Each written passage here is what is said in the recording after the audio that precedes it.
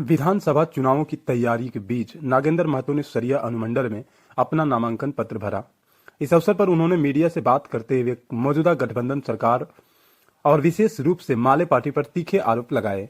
महतो ने कहा कि माले हमेशा भाईचारे को तोड़ने और लोगों को एक दूसरे से लड़ाने का काम करती है।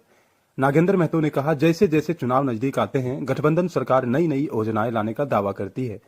पिछले 4 सालों में यह योजनाएं क्यों नहीं आई? यह स्पष्ट है कि यह सरकार हमेशा लोगों को ठगने का काम कर रही है। उन्होंने अपनी बात को आगे बढ़ाते हुए कहा कि अगर कोई योजना लानी है तो उससे पहले ही लागू किया जाना चाहिए था। महतो ने महिलाओं के बीच विशेष अपील करते हुए कहा, आप सभी माताओं बहनों कृपया बहकावे में ना आए और हम सबको मिलकर सही विकल्प चुनना है। उन्होंने चुनावी वोटिंग के समय कमल फूल पर बटन दबाकर उन्हें जिताने की अपील की, ताकि वे क्षेत्र के विकास और कल्याण के लिए प्रभावी ढंग से कार्य कर सकें। नागेंद्र महतो का यह बयान उस समय आया है जब चुनावी माहौल गरमाया हुआ है और विभिन्न राजनीतिक दलों के बीच प्रतिस्पर्धा बढ़ रही है। इस बीच स्थानीय लोगों में महतो की अपील का असर देखने लायक होगा, क्योंकि वे अपनी समस्याओं और आकांक्षाओं के समाधान के लिए सही प्रतिनिधि की तलाश में है। महतो के इस बयान ने यह साबित कर दिया है कि चुनावी मैदान में न केवल मुद्दों की लड़ाई हो रही है, बल्कि एक दूसरे पर आरोप प्रत्यारोप का दौर भी जारी है। आगे का चुनावी सफर किस दिशा में जाएगा, यह तो समय ही बताएगा। बिरनी से मनीष वर्मा का रिपोर्ट।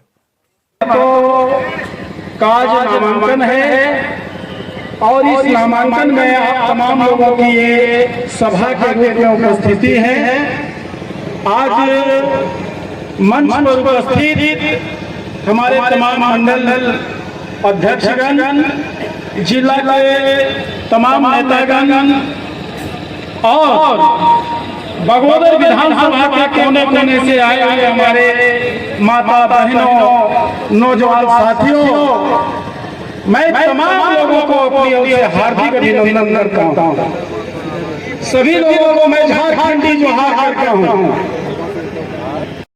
आप सभी लोग जानते हैं कि भारतीय जनता पार्टी का उम्मीदवार जो श्री नागेंद्र महतो को हमको जिताना है और कमल फूल छाप कर हमें वोट डालना है, यही हमारा लक्ष्य है।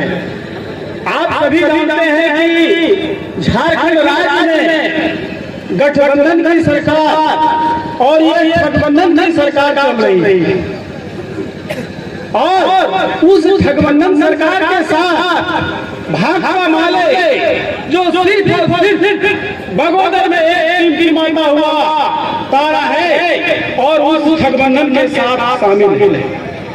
आपको पता है कि पूरे झारखंड में अगर सबसे ज्यादा कोई लूट अगर हुआ है तो वो अनाज का लूट हुआ है।